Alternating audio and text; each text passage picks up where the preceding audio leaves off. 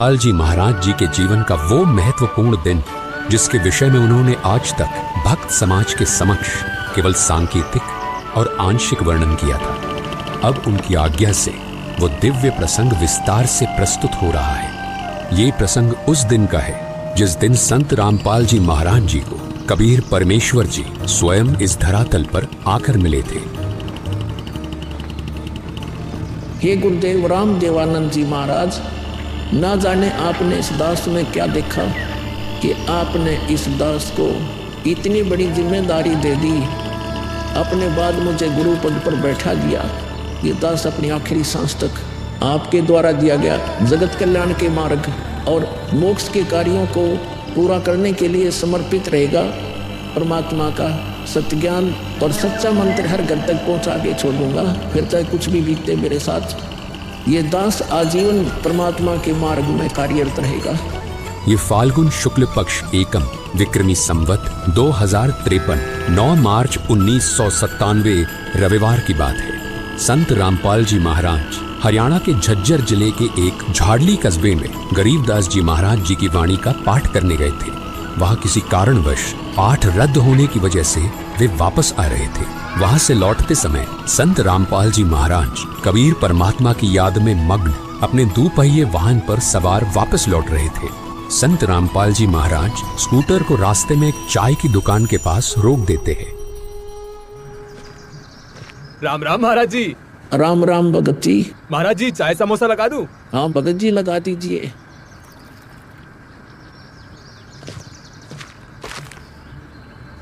इस बोले भगत को भी परमात्मा का तत्व ज्ञान समझाना चाहिए। भगत जी, कबीर परमात्मा की भक्ति करनी चाहिए। मनुष्य जीवन हमें सिर्फ इसीलिए मिलता है। मानुष जन्म दुर्लभ है ये नलन बोरे, जैसे तरवर से पत्ता टूट गिरे वो बोर न लगता डोरी। भगत जी, इस काल लोक का कोई भरोसा नहीं है, न जाने कब किस पर क्या बिजली गिर जाए। इसलिए कहता हूँ आपको कि कबीर परमात्मा से जुड़ जाओ, नाम दीक्षा लेकर अपना कल्याण करवा लो। वो कबीर परमात्मा यह भी आपकी और आपके परिवार की रक्षा करेगा और मृत्यु के बाद सीधा मोक्ष को प्राप्त कर जाओगे। ठीक कहते हो महाराज जी।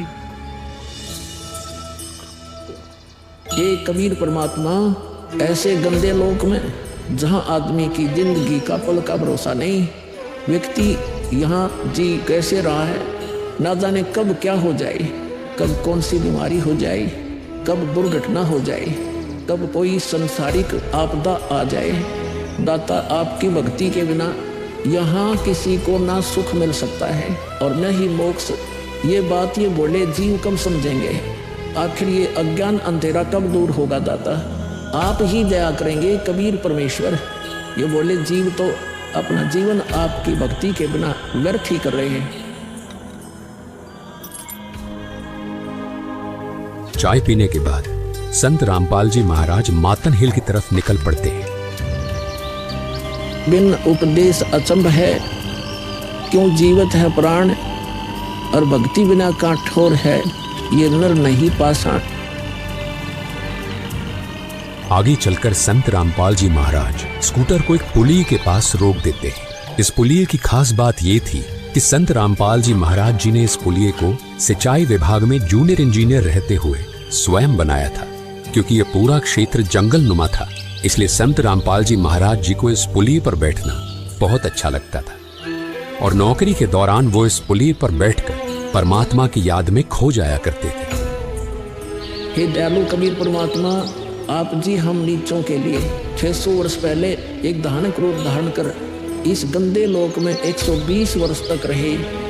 आप जी को गर्म तेल के कढ़ाई में डाला गया, खूनी हाथी से मरवाने की कोशिश की गई, दरिया में डुबोकर मारने की कोशिश की गई। आप जी को बदनाम करने हेतु झूठी चिट्ठी डाली गई। आपके साथ कितने जुल्म ढाए गए, फिर भी हे दयालु कबीर परमात्मा, आपने क्या कुछ नहीं किया। अपनी सतलोक से बिछुड़ी आत्मा को अपनी शरण में लेने के लिए, इस तत्व ज्ञान को सब जीवों तक पहुंचाने के लिए।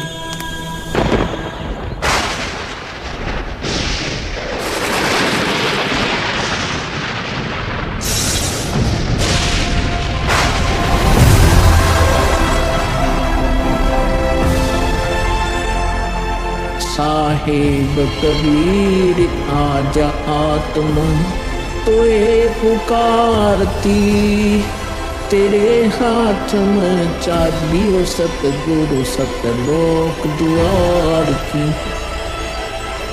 साहेब कबीर आजा आत्मा तोए पुकारती, तेरे हाथ में चाबी हो सतगुरु सतलोक द्वार की।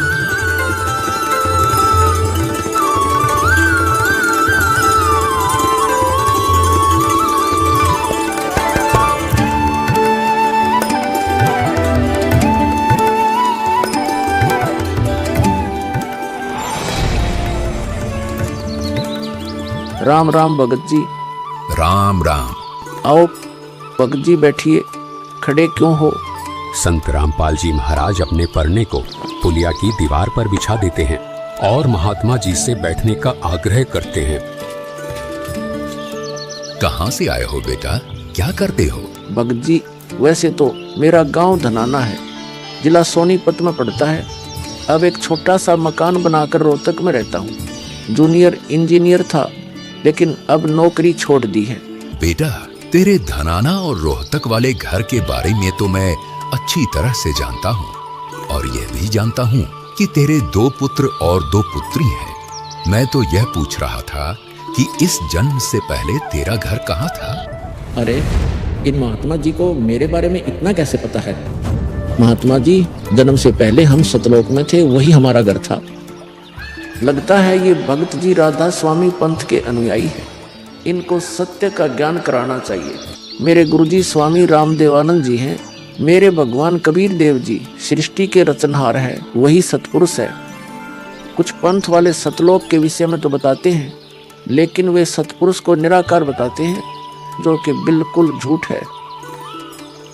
भक्त जी मैं स्वयं संत गरीबदास जी के पंथ से जुड़ा हूँ। संत गरीबदास जी गांव छुड़ानी जिला झज्जर वाले थे, और उनको 10 वर्ष की उम्र में कबीर परमात्मा जी जिंदा महात्मा के रूप में मिले थे। उसके बाद कबीर परमात्मा जी गरीबदास जी की आत्मा को अपने साथ सतलोक ले गए थे, और वहाँ की सारी व्यवस्था दिखाकर उन्हें इस धरती पर वापस छोड़ा था। फिर उन्हीं बालक गरीबदास ने सतलोक के बारे में बताया कि ऊपर सतलोक है, वहाँ सारी सुख सुविधा उपलब्ध हैं, सदाबहार बाग हैं, नर नारी की सृष्टि है। वहीं पर एक गुम्मट युक्त महल में कबीर परमात्मा जी सिंहासन पर बैठे हुए हैं, और वहीं से कबीर परमात्मा जी इस सृष्टि को चला रहे हैं। हम सब वहीं रहा करते थे, वही हमने जाना है। जो सतलोक में केवल प्रकाश ही प्रकाश बताते हैं, उनका ज्ञान गलत है, वे मोक्ष प्राप्त नहीं कर सकते। भक्त जी उस बालक गरीबदास ने वाणियों के माध्यम से बताया है कि गरीब अनंत कोटि ब्रह्मांड का एक रति नहीं भार, सतगुरु पुरुष कबीर हैं कुल के सिरजनहार। कौन कबीर? हम सुल्तानी नानक तारे दादू को उपदेश दिया, जाति जुलाहा भेद नहीं पाया, काशी माहे कबीर हुआ। बहुत आनंदित करने वाली बातें करते हो, और बताओ कुछ।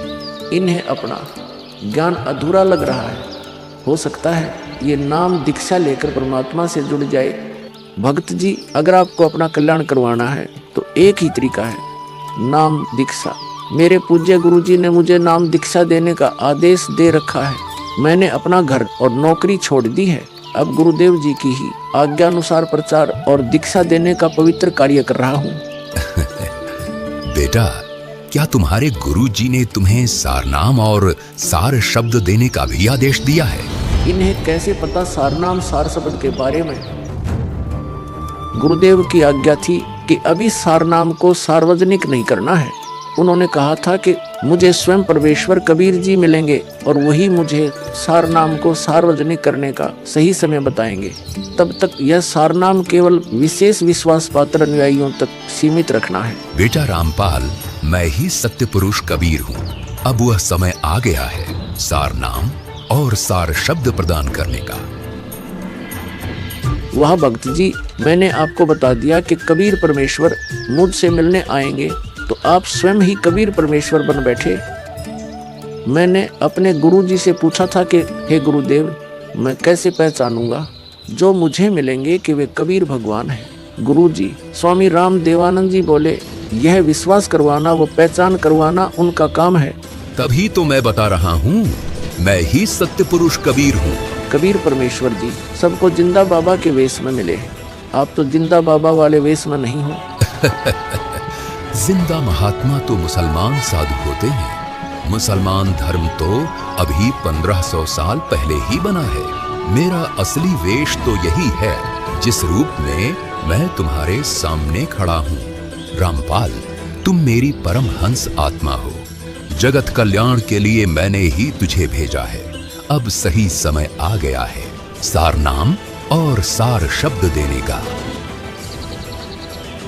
मैं कभी सिर पर मुकुट, कभी पगड़ी, कभी टोपी धारण कर लेता हूँ। चारों युगों में आता हूँ। सतयुग में सत सुकृत नाम से, त्रेता युग में मुनींद्र नाम से, द्वापर युग में करुणामय नाम से और कलयुग में अपने वास्तविक नाम कबीर देव यानी कबीर नाम से आता हूँ और तेरे जैसी हंस आत्माओं से मिलकर उनका भ्रम दूर करता हूँ। लेकिन अगर तुझे केवल जिंदा महात्मा के रूप में विश्वास है तो मैं तुझे अपना वो रूप भी दिखा देता हूँ। ये देख।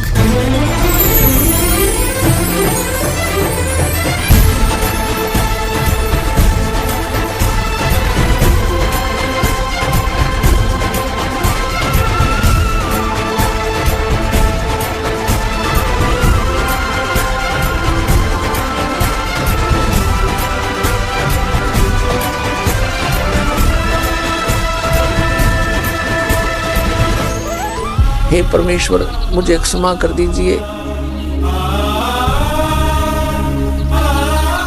मुझसे अनजाने में गलती होगी।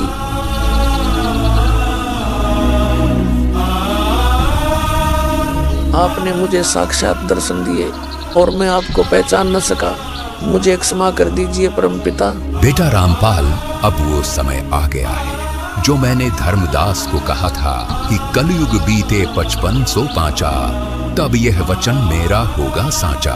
यानी जब कलयुग 5505 वर्ष बीत जाएगा तब मैं खुद इस धरातल पर आऊंगा और अपने बच्चों को तत्व ज्ञान समझाकर इस काल लोक से सतलोक ले जाऊंगा।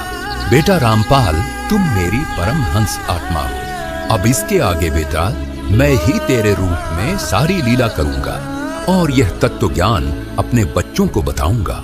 उन्हें सतलोक की राह दिखाऊंगा।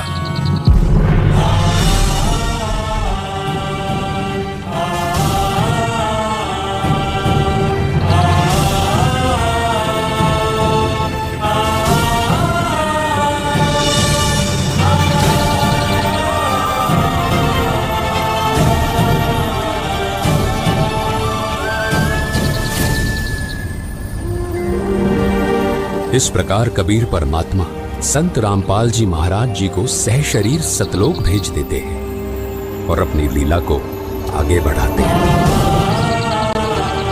गवी ख्यालवी साल सतगुरु अतल दिगंबर खीर भक्ति हेत काया घर आए अवगत सत कबीर। भक्ति हेत काया घर आए अवगत सहत कबीर। अमर करूं सतलोक पठाऊं तात बंदी छोड़ कहाऊं।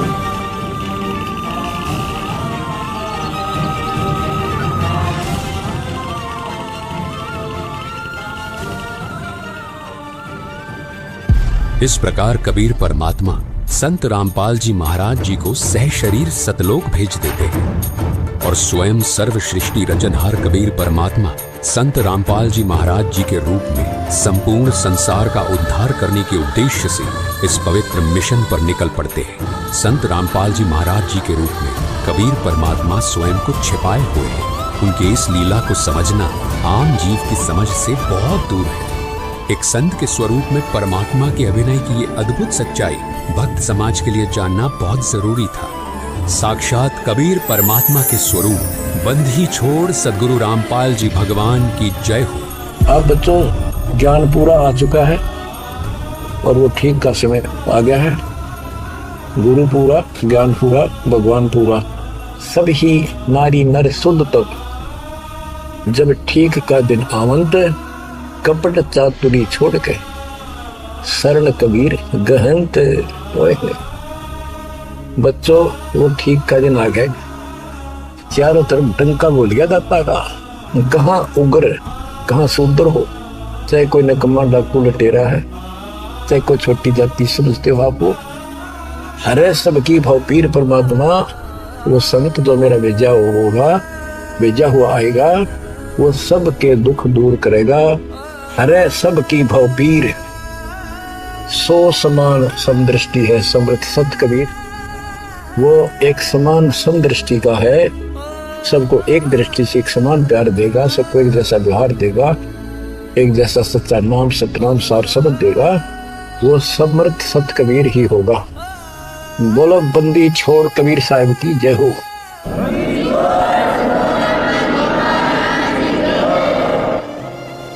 आपके मोक्ष के लिए परमात्मा ने कसर नहीं छोड़ रखी, जो भी संभव व्यवस्था है वो सारी कर दी है। बच्चों, तुम भी दया करियो, रहम करियो परम पिता पे। बच्चों, आने वाली पीढ़ियां आपको भी याद करा करेंगी, जब तक चांद सूरज रहेंगे आपका नाम रहेगा कि हमारे कौन माता पिता, कौन दादा परदादा दादी इसे अमृत ज्ञान को हमारे कुल में लाए थे। आने वाली पीढ़ियों के उद्धार के लिए तुम जिम्मेवार हो, कुर्बान हो जाओ। पहचान लो उस परम पिता को और पहचान लो अपने गुरुदेव को। परमात्मा आपको मोक्ष दे, आपको सद्बुद्धि देकर रखे, आपको भगवान की याद बनी रहे, सतलोक याद रहे, काल का कष्ट भी याद रहे, यहाँ भी सुखी रहो, सतलोक में सदा सुखी हो जाए। ये दास का आशीर्वाद है। सत साहिब।